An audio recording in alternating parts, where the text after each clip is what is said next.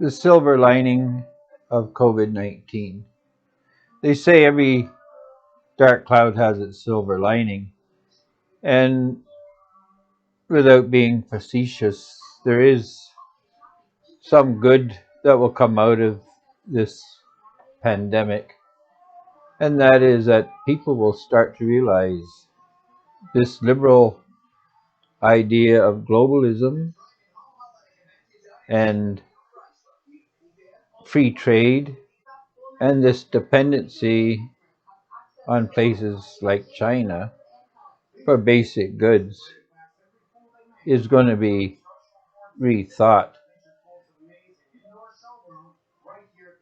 In the Second World War, places like England grew a lot of their own food out of necessity. Every backyard was a garden. Available land was planted on.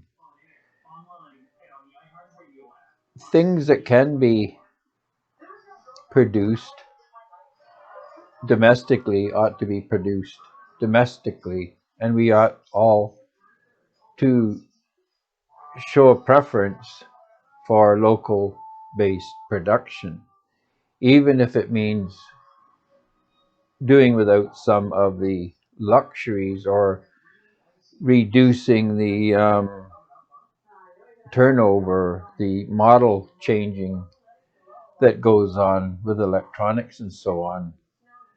The list of necessities that we use isn't great. And for the most part, an industrial nation should be able to produce what they need locally.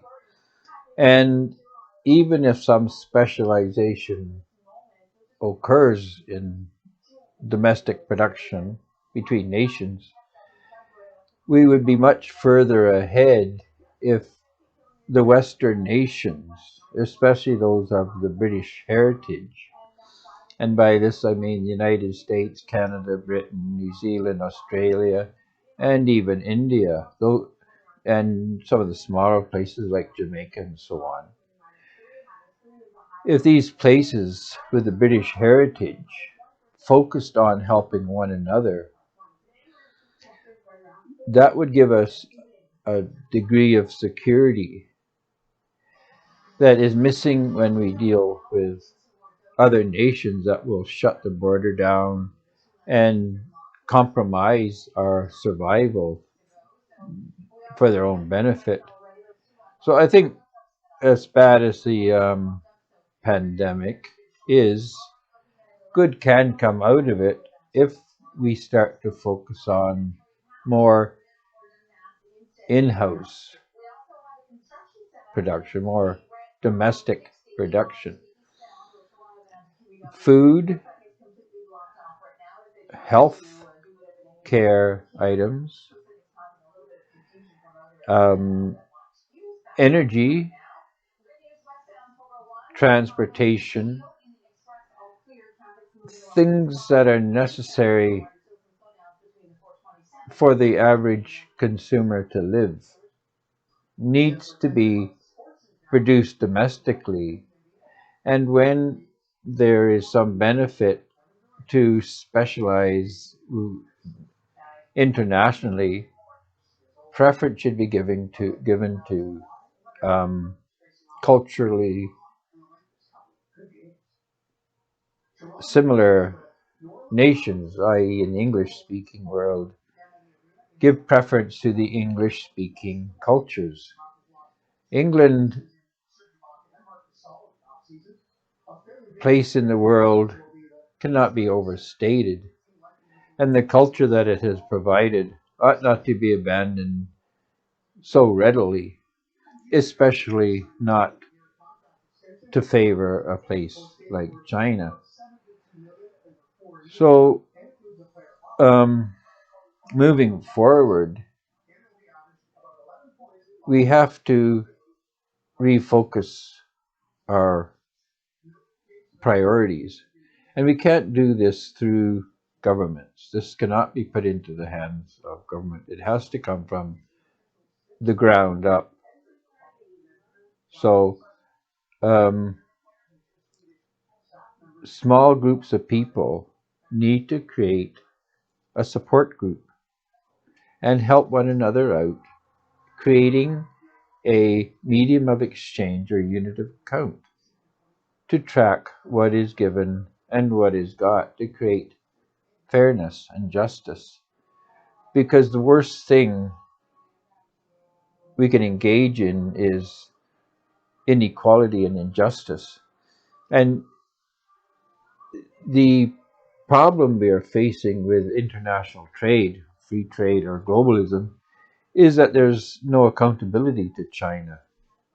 We can't hold it accountable, and we can't hold other nations accountable to any degree. So we need to hold people accountable that we can, and those which are less subjected to accountability need to be chosen on the basis of their desire to be held accountable.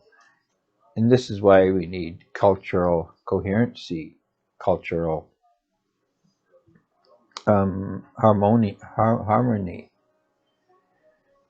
But the small group is where it starts. And the small group grows in number to create communities that are homogeneous and that support each other in the community. And so a place, a small town, for example, is broken up into small, discrete groups of people helping one another out. And these groups create greater groupings that are consistent with different economic sectors and geographical areas. So people who are in trades and construction are brought together into one sector, and the sector is composed of small local groups.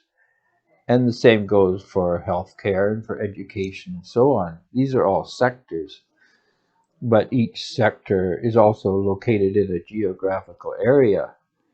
And the juxtaposed people in the area create an exchange or a small group that helps each other out.